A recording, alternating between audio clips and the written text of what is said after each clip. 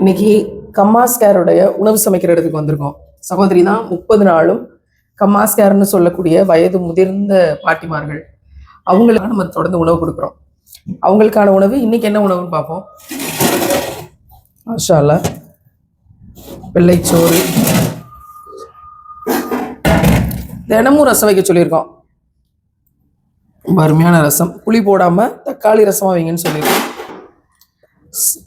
சாம்பார், மாஷா அல்லாஹ் மாஷா அல்லாஹ். இவங்க சாம்பார் நாங்கள் சாப்பிட்டு பார்த்துருக்கோம், ரொம்ப ஃபேவரட் சாம்பார். இல்லை வெண்டைக்காய் கூட்டு, மாஷா அல்லாஹ். 30 நாளும் 50 பேருக்கு உணவு சமைக்கிறது அப்படிங்கிறது, அதுவும் வயது முதிர்ந்தவர்களுக்கு பார்த்து பார்த்து செய்கிறது அப்படிங்கிறது ஒரு சேலஞ்சிங்கான விஷயம்தான். அதை எடுத்து சிறப்பாக செஞ்சுக்கிட்டு இருக்காங்க. ஒரு சிங்கிள் மதராக இருந்து இன்னைக்கு 2 பொம்பளை பிள்ளைகள 2 பெண் பிள்ளைகளோட பெரிய சேலஞ்சிங். இப்போ உங்களுக்கு என்ன உதவி தேவைப்படுது?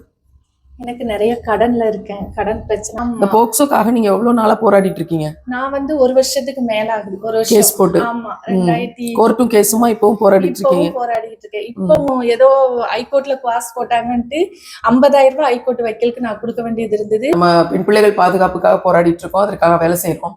இவங்க தன்னுடைய பிள்ளைனுடைய போக்சோ வழக்கு, அதுல வந்து கிட்டத்தட்ட 1 ஆண்டு காலமா போராடிட்டு இருக்காங்க. நம்ம போக்சோ கேஸ்ன்னு போட்டாலே 4 வருஷம் 5 வருஷம் ஆகுறதெல்லாம் இயல்பா பாக்குறோம். நீதி அப்படிங்கிறது வேணும் அப்படிங்கிற விஷயத்துல நீங்க சப்போர்ட் பண்ண வேண்டிய தேவையா இருக்குது. பெண் பிள்ளைகள் பாதுகாப்பின் பொருட்டு நான் இந்த இடத்துல இருந்து கேட்கிறேன், இந்த சிஸ்டருக்காக இவங்களையும் பாதுகாக்க நம்முடைய கடமை. இன்ஷா அல்லாஹ் உங்களுடைய உள்ளங்கள் விசாலப்படட்டும். இறைவன் புறத்திலிருந்து உங்கள் உள்ளங்களுக்கு கருணை இறங்கி வரட்டும். இந்த காணொலியோட இணைப்புல இருக்க எனக்கு தொடர்பு கொண்டு இந்த சிஸ்டருக்காகவும் இதை சமைக்கிற இந்த சிஸ்டரோட போக்சோவுக்காக, பெண் பிள்ளைகள் பாதுகாப்புக்காக நான் நிக்கிறேன்னு சொல்லக்கூடிய ஒரு சகோதரனும் முதல்ல இணைப்புக்கு வாங்க. சகோதரிகளை தான் நான் வழக்கமா சொல்வேன், ஆனால் பெண் பிள்ளைகள் பாதுகாப்புன்னு வரும்போது சகோதரர்களைத்தான் நான் முதல்ல இணைப்பு கிடைக்கிறேன். வாங்க, உதவிகளை பகிர்வோம்.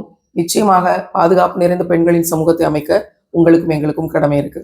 இதற்கான கூலியை இறைவன் பல மடங்கு பெருக்கி தரட்டும் இன்ஷா அல்லாஹ்.